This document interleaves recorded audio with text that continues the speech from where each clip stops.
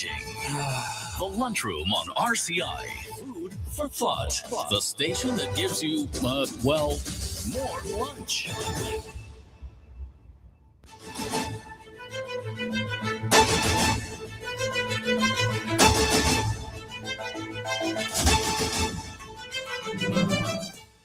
Good afternoon. Welcome to the Lunchroom on Radio Caribbean International. Apologies for the late start. Of course, it is Thursday, the 19th of February, 2026.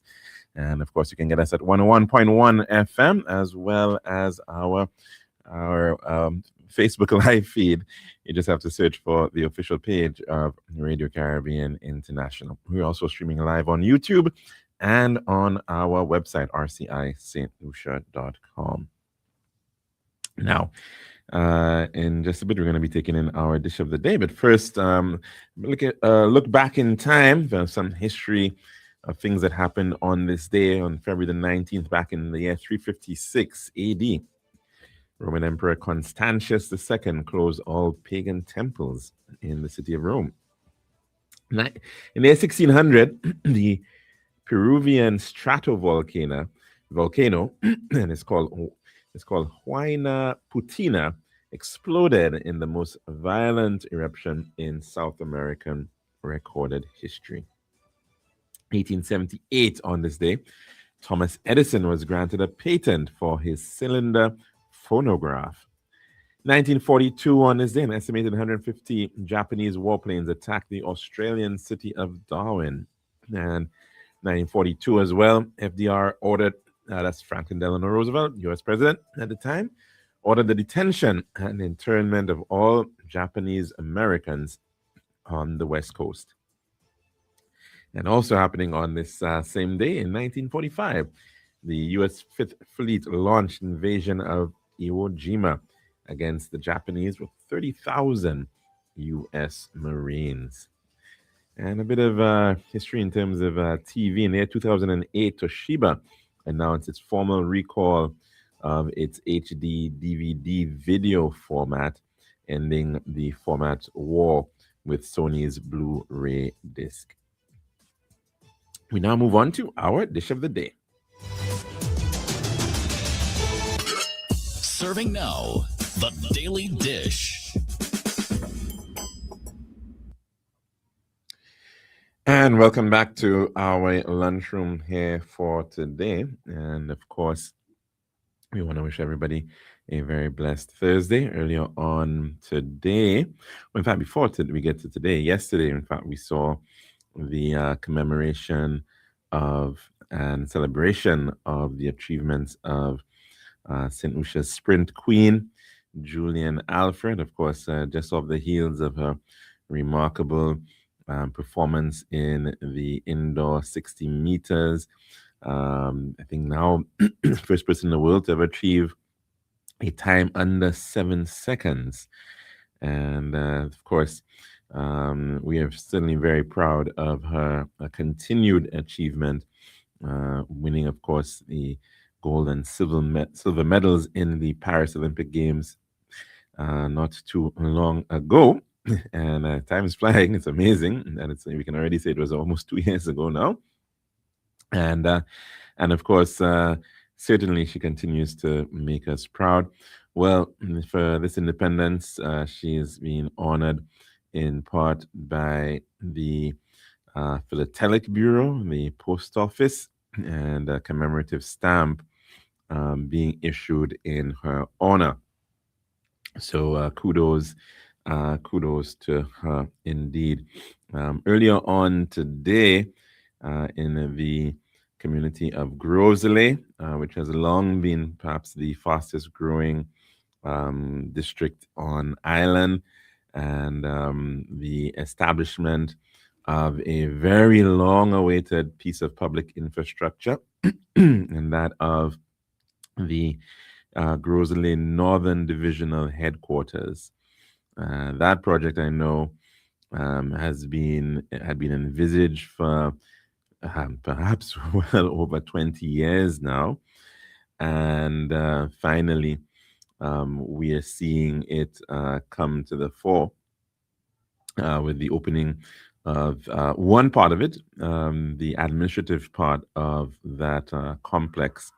Very, very important move, of course, for a community that has burgeoned from what was once a sleepy coastal fishing village and maybe the population of less than 5,000 back in the 1970s and 80s into perhaps the engine of St. Lucia's economy, certainly in terms of tourism output, and certainly the very large population that now falls within that district has certainly been justifying the need for expansion of the infrastructure in that area. And we did see the introduction of a fire station some years ago, and now finally a police station, a police Northern Division of Police Headquarters that is befitting of the extent of activity and policing that has to happen in that area. So, of course, it then means now that traffic and CID and a number of specialized, I think SSU as well, departments will in fact have far better accommodation in the north of the island, and of course it's hopefully will augur well to the protection of life and property. Of course, lots of individuals have invested in their homes and in businesses in the area, and so of course the need for good and proper policing and making a statement in terms of that is certainly very important. And so for the people of Grosley, no doubt they would be should be very thankful that we're finally seeing this piece of infrastructure coming to the fore. And hopefully, of course, it means that the police themselves will be able to deliver a better quality of service. And a second part to come, I think, the accommodation block also still to be handed over in the coming weeks ahead. Now, in fact, just as the excuse me, just as the Eastern Caribbean Central Bank recently announced that they are by 2027 they will in fact be doing away with the face of a British sovereign on the notes and coins of excuse me, of the Eastern Caribbean dollar. That, of course, has been around for many decades now.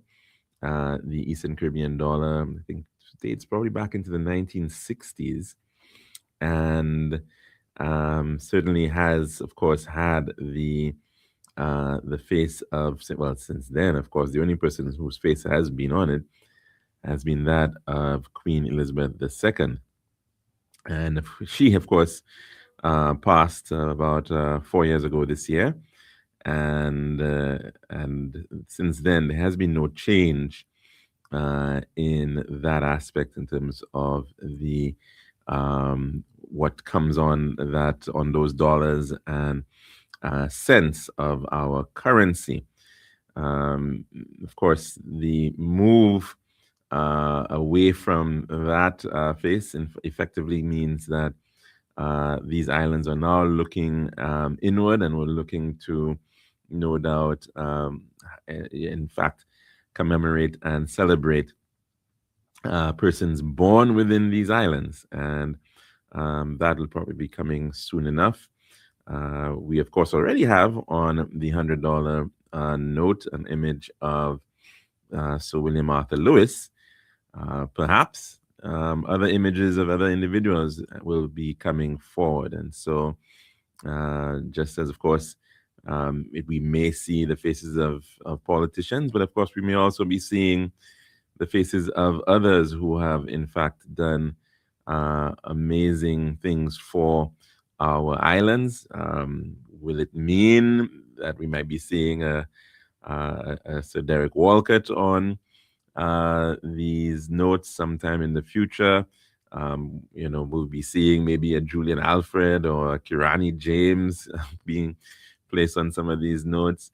We will have to wait and see. And I'm not sure the exact process in terms of how the public is going to be consulted, but I have no doubt that there will perhaps be some consultation as to what kind of images we want to be able to see on our currency. This is a very, very important and powerful statement. And of course, many countries tend to place images of their leaders, founding fathers, persons who were instrumental in statecraft. And so, of course, in the United States, you see just that happening. The likes of Adams and Washington, and in some instances, even others as well. I think Benjamin Franklin. So you've got a mix of individuals, and the same, of course, for many other countries. And so this move, no doubt, is going to be, I think, generally will be very welcome by persons in the Eastern Caribbean. Some of our islands still, in fact, do maintain the UK or the British monarch as the head of state, and that is certainly the case in most of the islands. In fact, up to today, St. Kitts and Nevis, Antigua and Barbuda, St. Lucia, St. Vincent and the Grenadines, and Grenada all have the British monarch. All have governors general representing that monarch, and of course Dominica, the only one as of now that has made the step of having a what is termed the Commonwealth, and they have their own president. So we'll be very keen to see some of the images and how they in fact will be shared around in terms of leaders, whether political or apolitical, from or great achievers from these islands.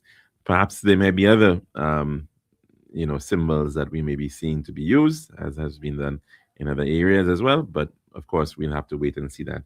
And of course, this does come on the heels.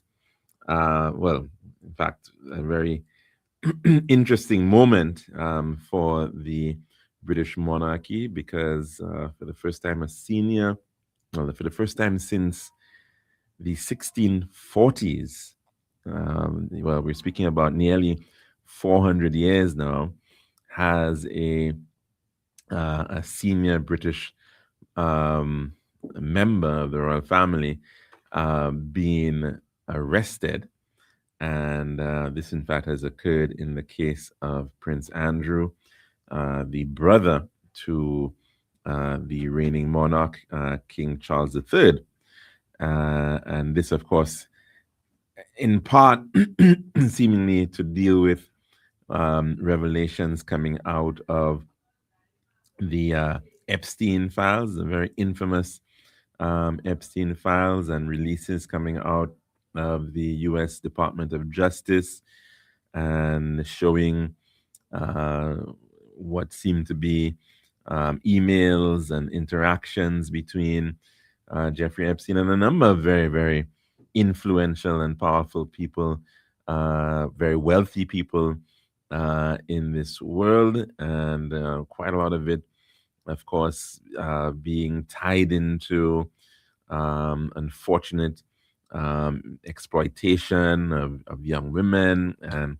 But even within that mix, the sharing of confidential information within that context. And I think in this case, allegations being that Prince Andrew may have shared confidential information that he was privy to as a member of the royal family, of the royal household, and sharing that information with a private individual, being Jeffrey Epstein. So very, very interesting state of play. And of course, the importance of due process is being underscored even by the king himself, in fact, indicating that the law must be abided and followed and let the process go through.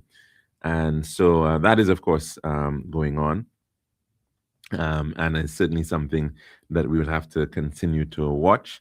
It is, of course, coming at a very difficult time for the monarchy, and in other places that we have seen uh, calls for the abolition of the monarchy from Australia in some instances, even in the United Kingdom. There have been such calls. Of course, the United Kingdom since the 1640s has effectively really been run by Parliament, run by elected individuals in Parliament, and not really by a king, so not having absolute power. There are still some absolute monarchs in this world.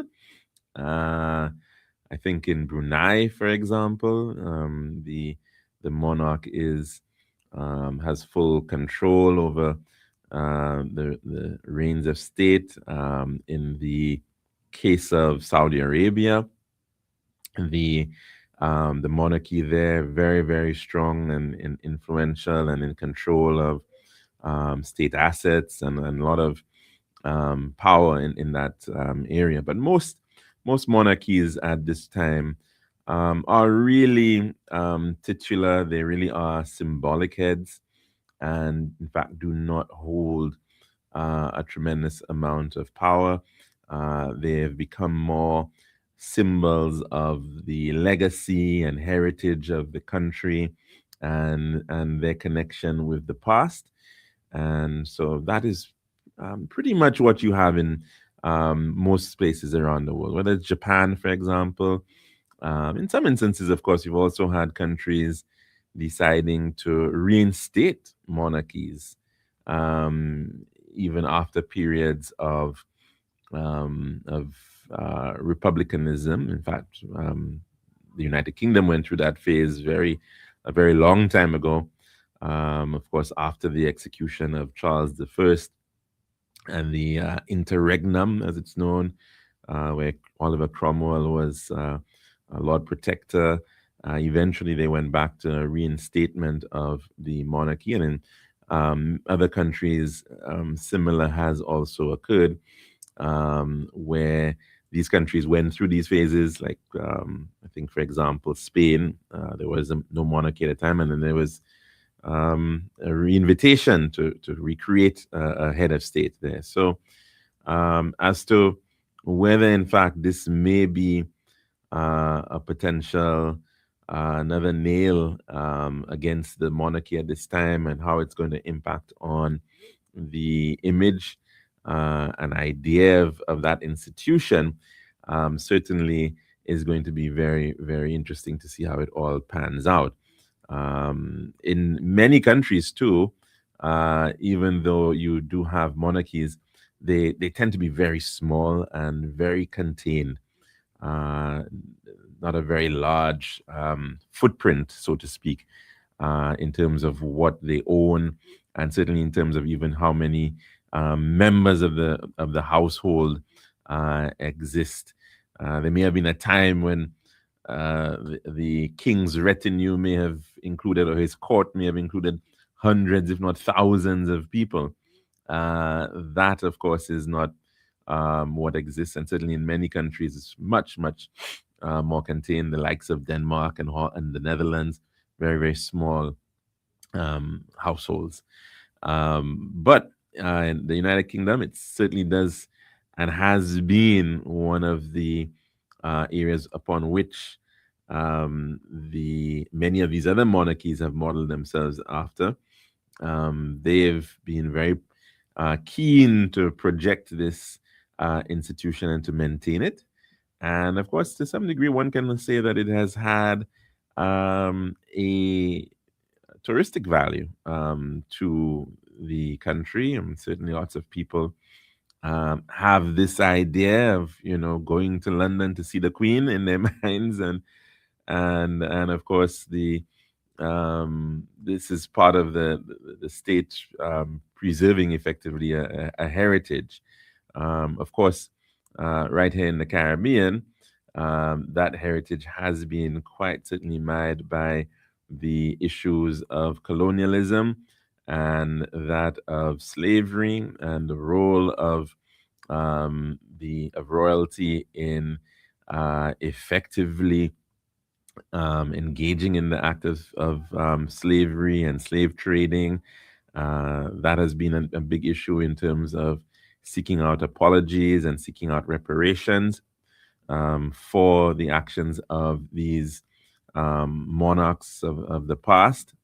And in some instances, we have seen in the Netherlands, for example, the royal family there, in fact, have come out and have apologized for their role in the matter of the slave trade and slavery in the Dutch-owned colonies, and certainly is still a matter, but of course, still somewhat short of that full outright apology from the British monarchy in this manner, and certainly the matter of reparations from the United Kingdom is an ongoing debate, and one that certainly a lot of people have great interest in. Of course, the United Kingdom was at one time the center of the largest empire in the world, the largest footprint of colonies,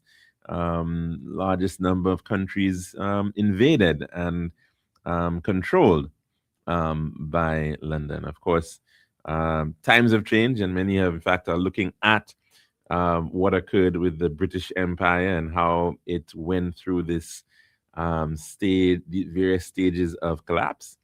And many are hypothesizing and indicating that perhaps the empire of today is, in fact, already in that trajectory in terms of potential collapse. So, very, very interesting world that we live in, and we'll certainly have to see how 2026 keeps on moving forward. But we're going to have to head across to take in our weather report at this time. So that's our dish of the day. This has been the Daily Dish. Island style. We got the time to make you go. We got the time to make you say, yeah. We'll have to make the right choice. Island style. We got the time that will make you happy. Island style. Oh yeah. We make your dream come alive. In Island style. We have cans and tin sets, pieces and ground. Everything you need is on the outside. For the best price and the latest style. Take a little drive down to Island Style car. We got the time to make you go. We got the time to make you say, yeah. Quality rice, service choice. It's all an Island Style. Visit us at our showrooms in Bellarosa, Rodney Bay, on the John Compton Highway, Cass Street, and behind Ruby's Gas Station on the Library Viewport Highway. So call us on 450-452 or 453-TILE. Island Style, Tile and Bath. When you think tile, think Island Style. This is Radio Caribbean International. It's now time for the weather news.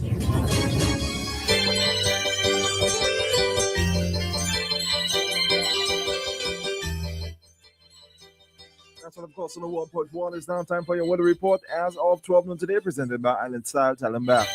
The forecast for St. Lucia Valley for the next 24 hours. Winds will be blowing from between the northeast and east and near 22 miles per hour or 35 kilometers per hour. The weather partly cloudy and breezy, becoming cloudy at times with a few showers. And there is an advisory in every street that small craft operators and sea beavers are advised to exercise caution due to brisk winds and above normal seas. The forecast for the Lesser Antilles. Fair to partly cloudy skies, becoming cloudy at times with a few showers.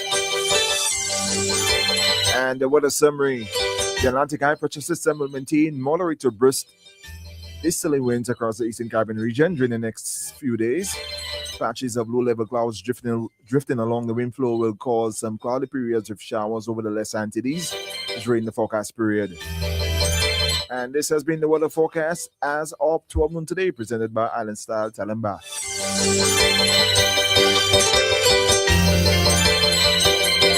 This has been RCI's Weather News. For more information, call the Weather Hotline at 454-3452. RCI 101 number 1.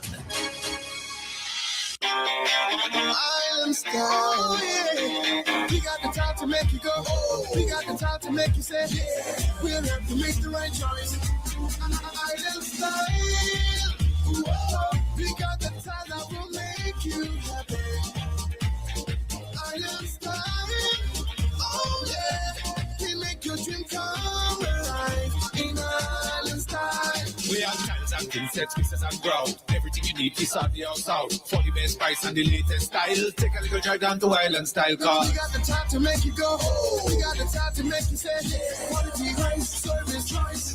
It's all an Island Style. Visit us at our showrooms in Bella Rosa, Rodney Bay, on the John Compton Highway, Cass Street, and behind Ruby's Gas Station on the Library Viewport Highway. Or call us on 450-452 or 453-TILE. Island Style, Tile and Bath. When you think tile, think Island Style.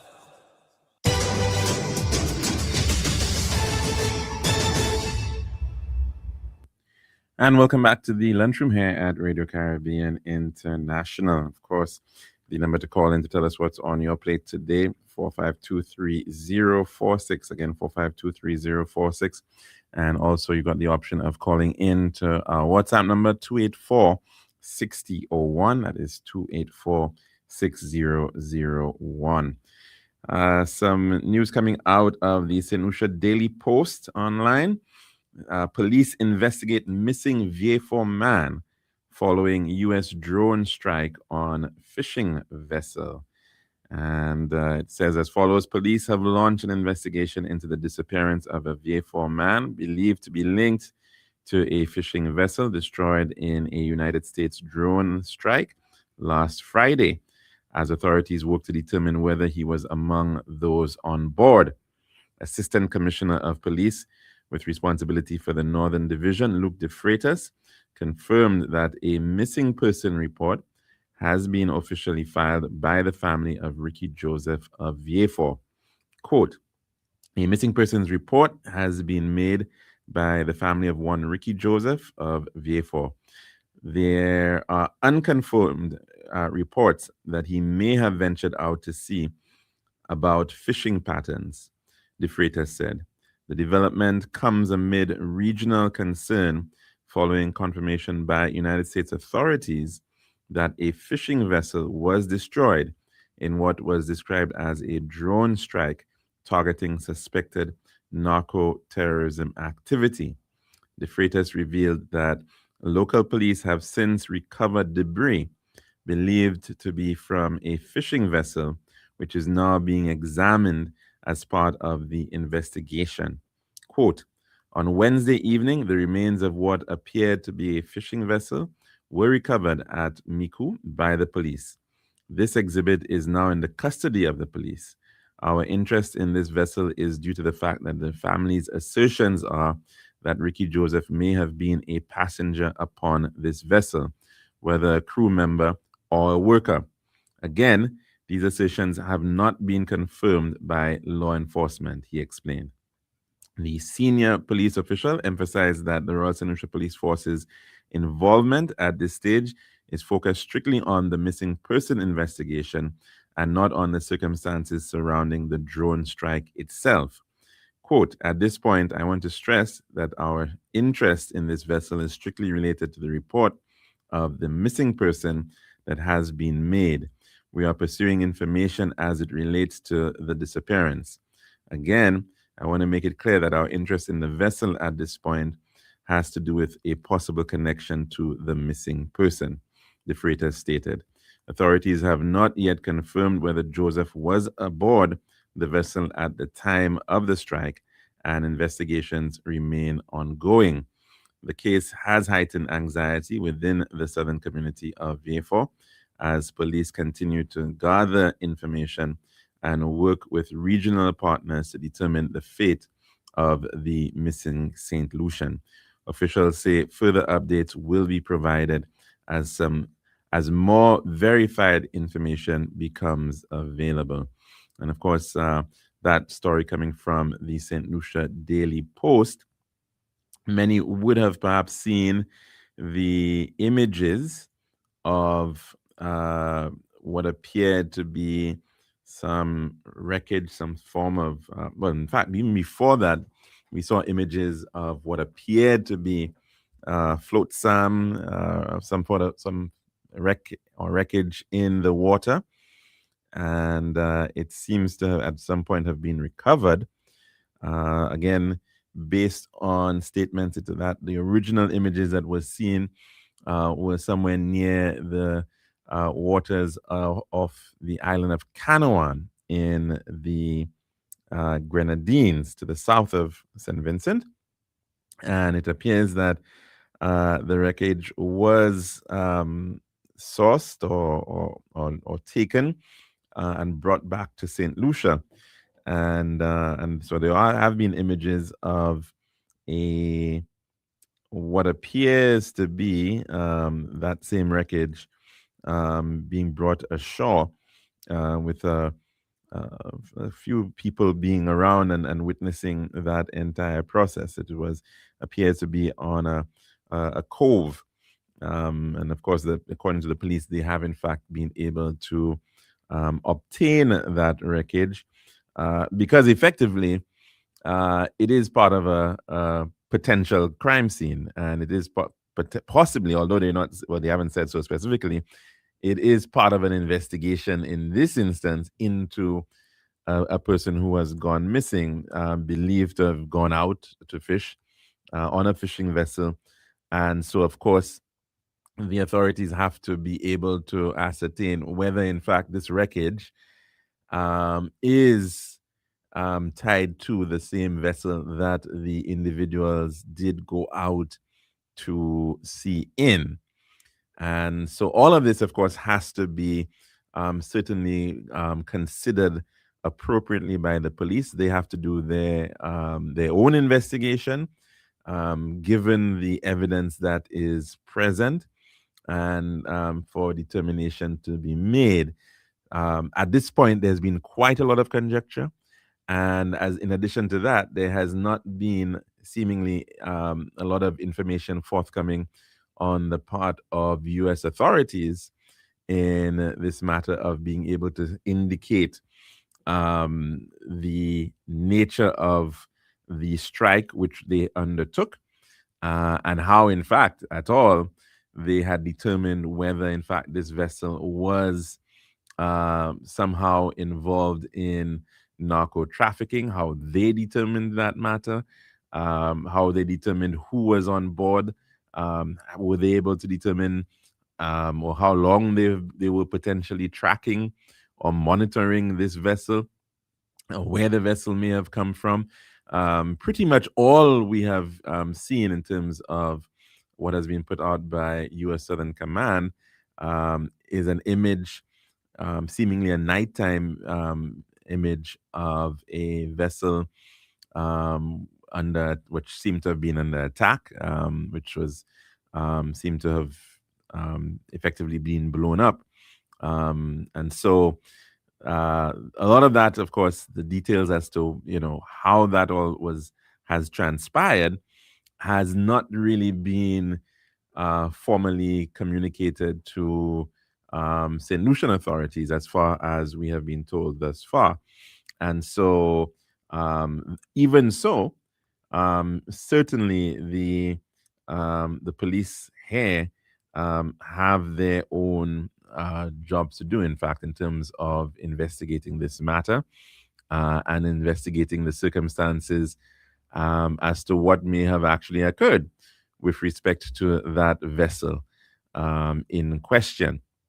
So I think the police are very right in taking those steps and, in fact, trying to ascertain greater detail in regards this particular piece of evidence, a vital piece of evidence, effectively, in this entire situation. We, of course, may not have the greatest of expertise in terms of ballistics and determination of maybe some of the forensic work that has to be done and given what seems to have been an incendiary type environment. And so possibly, as has been done in the past in these types of situations, and of course, this is what many countries do all around the world. In any case, you sometimes have to ask for help. You may very well have to calling for support from countries that may have the means to be able to do the kind of analysis that is necessary in this regard. Of course, there are institutions that exist here for the purpose of protecting and serving. And that is one of the responsibilities of the Royal St. Lucia Police Force. And of course, in dealing with matters where persons go missing, they have a very critical role to play in that regard, and so certainly need to go about this matter. If one were to continue the logic in this situation, however, it would be very interesting under our laws and under our circumstances, what might be then the cause of death, if that could be determined, because there is no body, but based on what is the evidence again that is being present, how that is going to be treated. Does it get treated as a potential homicide under our law? That is also something that needs to be looked at. And of course, there has to be a degree of cooperation in terms of the many other players in question, whether it might be the Vincentian authorities, given that the vessel seems to have been within, or the incident may very well involving this potential wreckage may have been within their waters, their territorial waters. So therefore, they too have certainly a role in this, and whether in fact any other information can be brought forward. We don't have satellite systems, but other countries do. And so that too may be another area where we'd have to consider and see what is possible in terms of a broader investigation into this matter. I think if this happened in European waters, if it happened in waters of another country, they would perhaps be going through the very same steps to ascertain what occurred to their citizens, what occurred to individuals who were in their territorial waters. So I think from the perspective of moving forward in this matter, I think it's a very, very important step that the police certainly have taken in this regard. Of course, they are acting in one instance right now because of one missing persons report. Again, if we're going on the basis of what we seem to be piecing together, if there are three individuals who were three individuals on that vessel, we've been told by U.S. authorities that all three were killed. We have seen in other instances, of course, where persons have been, those vessels were shot at, and you actually had one survivor. We've had situations where persons were shot at and there was a survivor, and then there was a further drone strike called upon a vessel to effectively finish off the job, so to speak.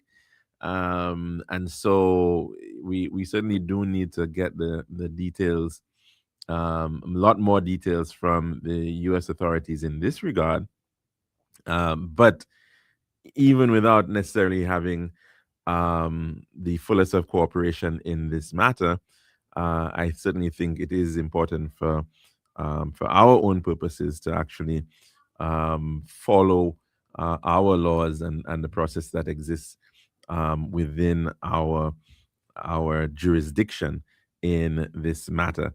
I mean, there are many people who may say, "Oh, you know what? Just forget about these guys. They've already, in their minds, have decided what is the reality. They've completely accepted what has been told."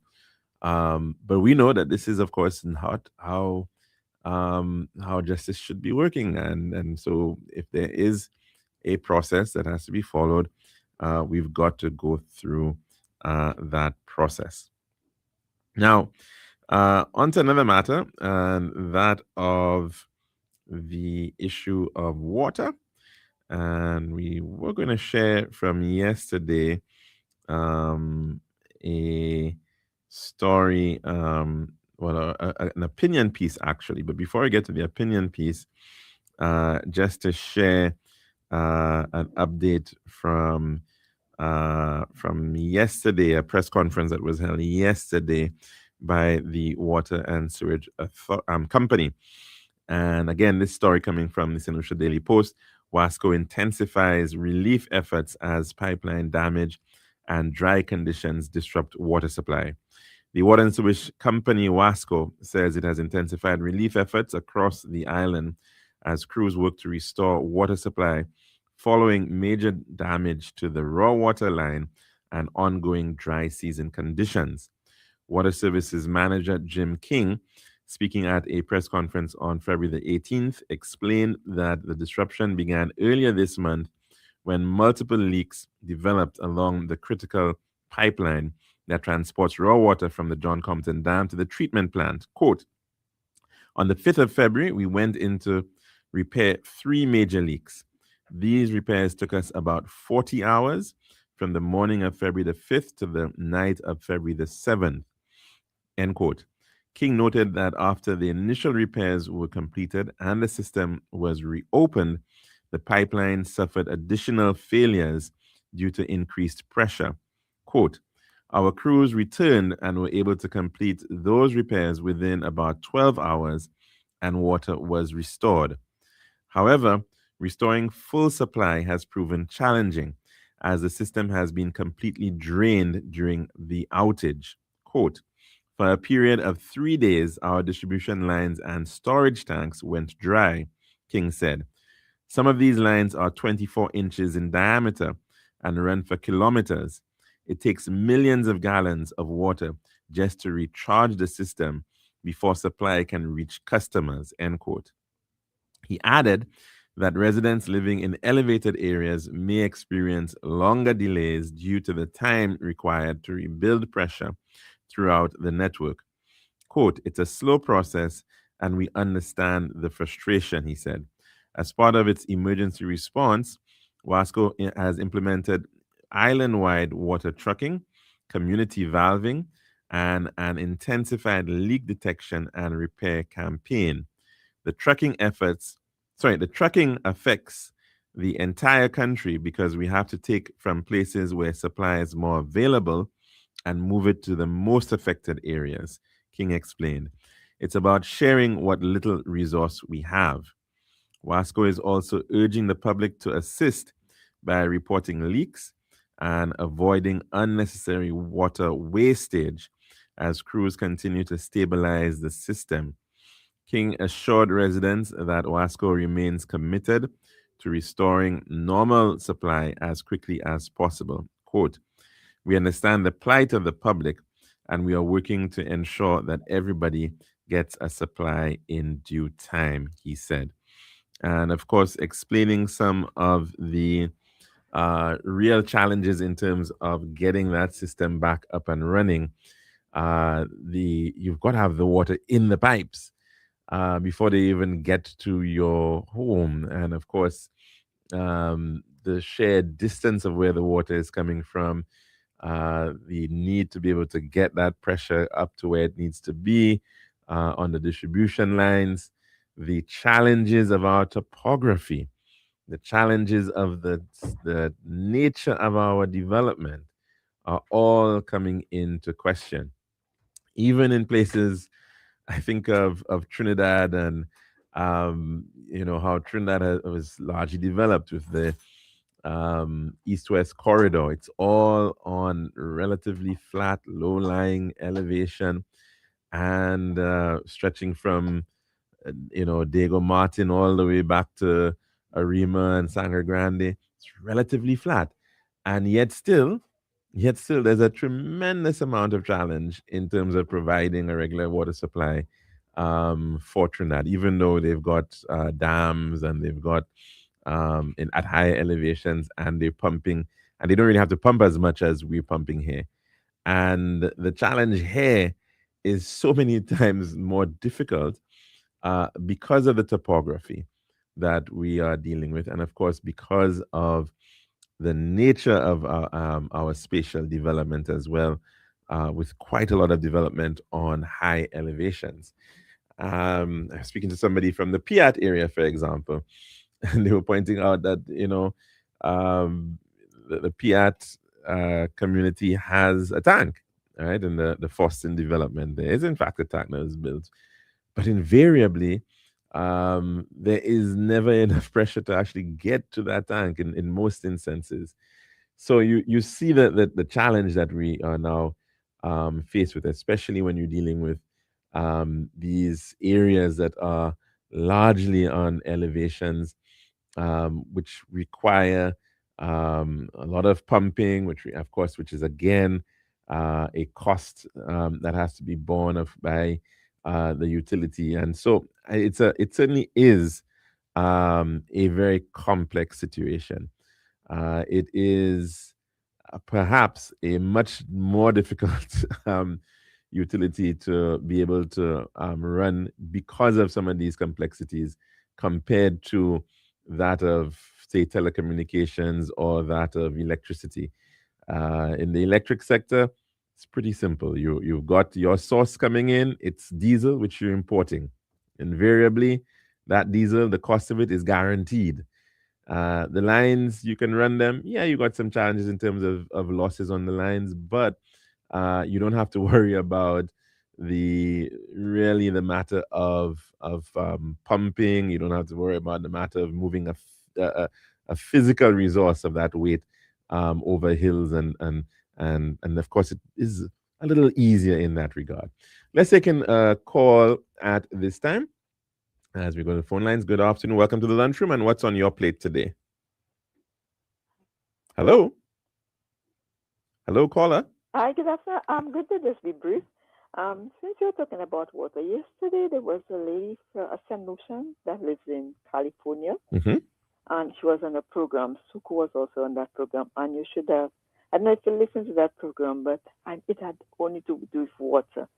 And from what she was saying... What radio station was that? Radio 100. Okay. It's a lady named Shamin, and she was talking about water. It's like it's a worldwide thing. The problem, she went in depth, and like the situation we have in St. Lucia, like she said, like in California, you know, they were going through a lot of the same problems. And I think sometimes she said you have to take hard actions in order, you know, like consistent and persistent in letting people know the value of water and everything, and even the increase, you know. But I don't know, I couldn't tell you everything, but it would have been nice if you could have gotten her to come to give, because it was really, really interesting what she had to say, because she said, we're facing is not nothing compared to this year. So I don't know if you can maybe get Suku, you might give you her name because she leaves the island. Right. She's responsible for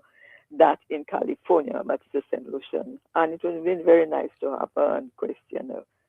She really had a lot of information. No, it is a worldwide challenge right now. In fact, I have another sister who lives in Florida, and she was making that very same point, that they have tremendous challenges themselves. It is something that you're seeing, the issue of rising demand and water scarcity is you need in every country that you go into now. You've got to be thinking about it, and it doesn't help. I mean, we also have one of the lowest rates of water tariffs on water. That's the other thing too. So, and we've had an underfunded system for years. And that's the point that sometimes people miss. This is not something that, well, maybe over the past 3 years, they've dipped down into a situation where they've been losing. They've been in this situation for almost an eternity. Yeah. Right. And so how then is there going to be the surplus of revenue to be able to fix these aging pipes, to be able to do all of those things? And unfortunately, too, when you see some of the projects that were done in the past, right? I mean, investing in this building down in the Viewfort area was completely unnecessary, right? And was something that we should have been really, concentrating on investing in the systems, in the water infrastructure, and we saw very flippant,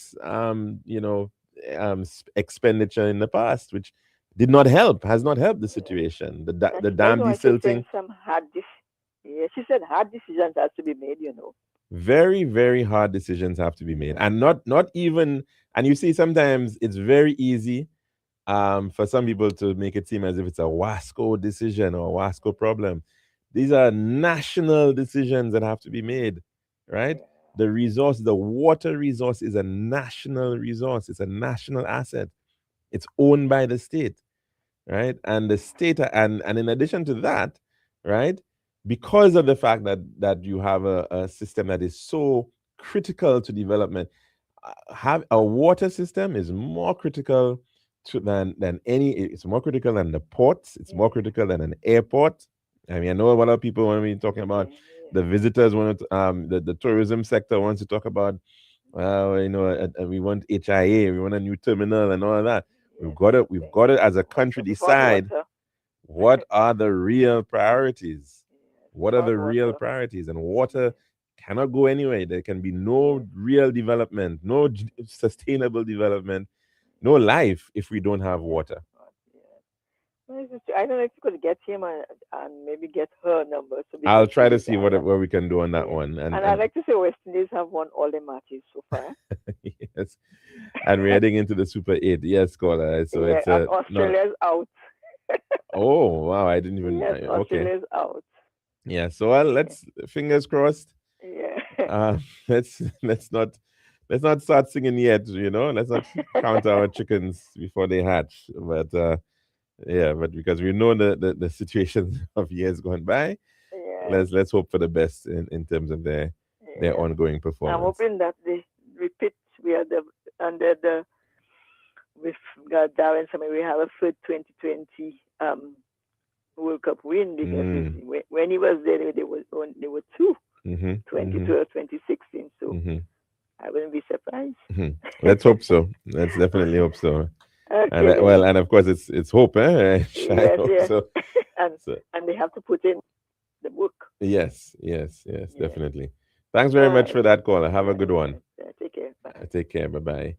And of course, that's our program for today. And we'll let you know we may not be on tomorrow, but we'll hopefully we can be. But just giving you a little bit of a heads up, just in case we miss that program tomorrow. But in the meantime, we do hope that you have a very blessed Thursday. I'm your host, Alex Shaw Jr., saying goodbye.